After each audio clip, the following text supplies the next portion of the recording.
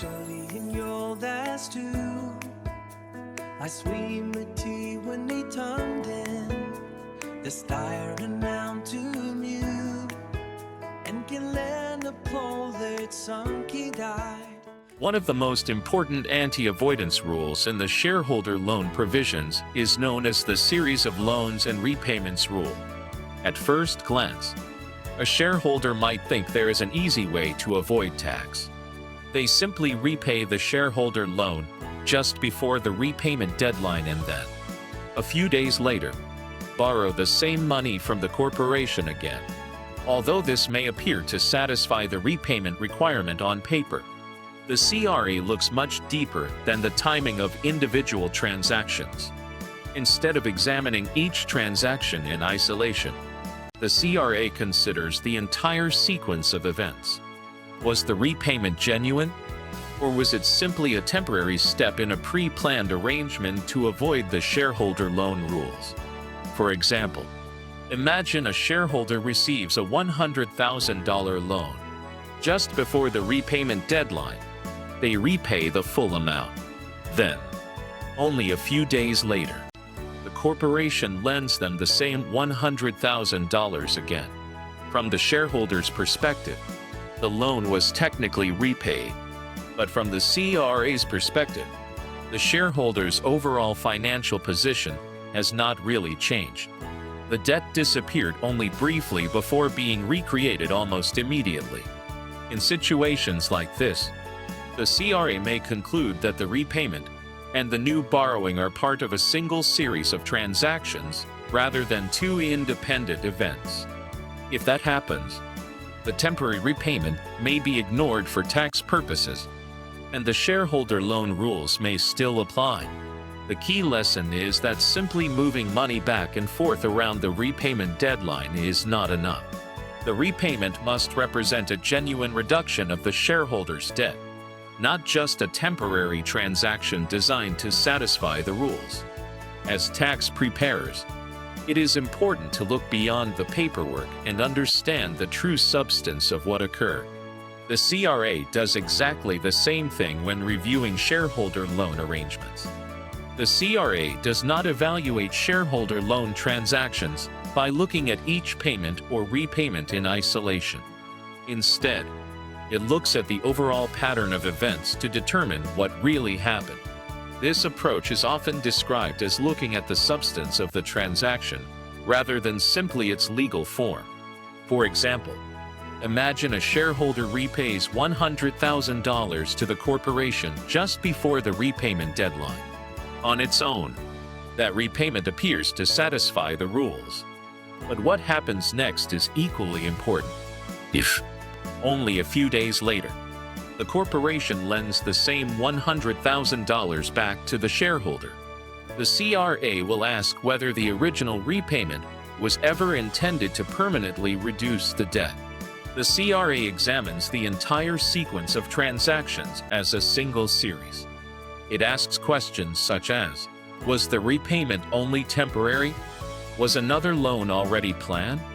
Did the shareholder's debt actually decrease in a meaningful way? Or was the money simply moving back and forth to meet the repayment deadline? If the evidence suggests that the repayment was not genuine, the CRA may apply the series of loans and repayments rule. In that case, the temporary repayment may be ignored, and the shareholder loan could still be treated as outstanding for tax purposes. This is an important reminder that tax planning must be based on real commercial transactions rather than simply creating paperwork that appears to satisfy the rules. As tax preparers, we should always evaluate the full picture instead of focusing on individual entries in the accounting records. The golden rule is simple. The CRA looks at the substance of the transaction, not just the sequence of paperwork. Genuine repayments that permanently reduce the shareholder's debt are generally respected, while temporary repayments followed by immediate reborrowing may be challenged under the shareholder loan rules. The purpose of the shareholder loan repayment rules is not to prevent shareholders from borrowing money from their corporations. Rather, The goal is to ensure that loan repayments are genuine and represent a real reduction of the outstanding debt. A legitimate repayment occurs when the shareholder uses their own resources to repay the corporation, and the loan remains repaid. The money may come from salary, dividends, personal savings, the sale of an asset, or other legitimate sources. In each of these situations, the shareholder's debt to the corporation is genuinely reduced. These types of repayments are generally respected by the CRA because they have a real commercial purpose and permanently reduce the shareholder loan balance. In contrast, a risky arrangement occurs when a shareholder repays the loan only temporarily and then immediately borrows back the same money. For example, the shareholder repays the loan just before the repayment deadline, waits a few days, and then receives another loan for the same amount. If this pattern repeats whenever a repayment deadline approaches, the CRA may conclude that there was never any real intention to reduce the debt.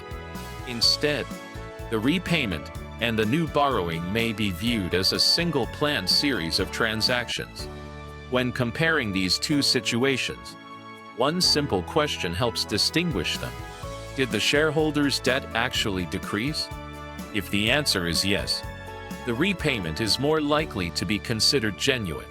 If the debt disappears only briefly before being recreated almost immediately, the CRA may view the arrangement as tax avoidance and apply the series of loans and repayments rule.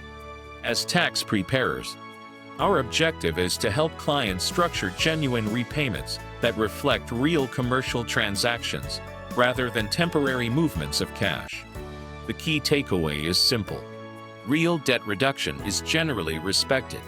Temporary repayments followed by immediate re-borrowing may not be. Good tax planning focuses on substance over form and ensures that shareholder loan repayments are supported by genuine financial transactions rather than artificial arrangements designed only to satisfy the repayment deadline.